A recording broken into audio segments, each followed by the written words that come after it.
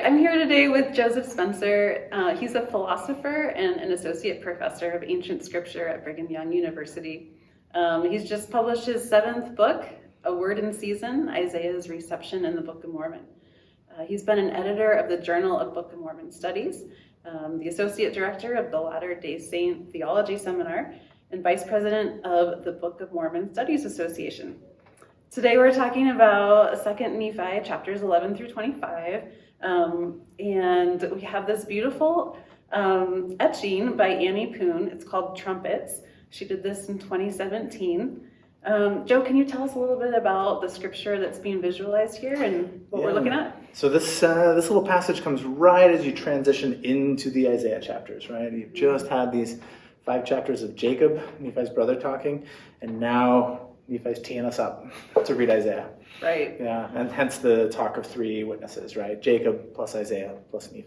Do you see in the etching here, is there any evidence of who could be who, or we just have three figures? I mean, I've wrestled with this a little bit. And yeah, I've sort of played with the possibility of each of them being each of them, right? What if that's Isaiah? What if that's Nephi? What if, but I don't know that it gets decided for us. Yeah. Okay, so we have 3 figures. But they're trumpeting. So why trumpets? Yeah, I'm not sure exactly what to think about that, because the passage and the bit that Annie Poon puts right on the etching is of course about establishing my word, and so to have the image of music is a very sort of contrary to expectations way of portraying it, right? Is the word the sound, the tune? Or is this something that accompanies the word, and this is the establishing of the word, but the word is something else? Okay. Yeah, I think it leaves it kind of nicely open. I think, too, just the fact that it's trumpets and the music notes and these kind of cartoonish figures, it almost reminds me of like a Dr. Seuss kind of a thing with the music, and just a kind of joyful feeling. So I feel like it's a piece that expresses joy and rejoicing.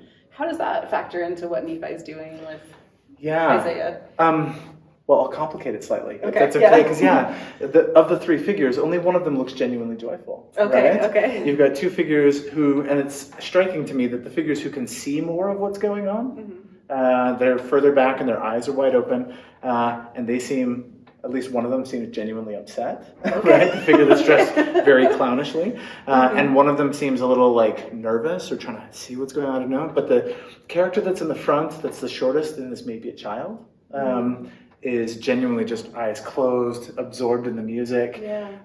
So if that's Nephi, then boy, does that capture something, right? That Nephi is just, we're doing Isaiah, I am in my element, right? Yeah, I mean, there's those verses where he says he rejoices in the words of Isaiah, and he says that the people can lift up their hearts and rejoice when they read these words. It's his last words before he starts quoting.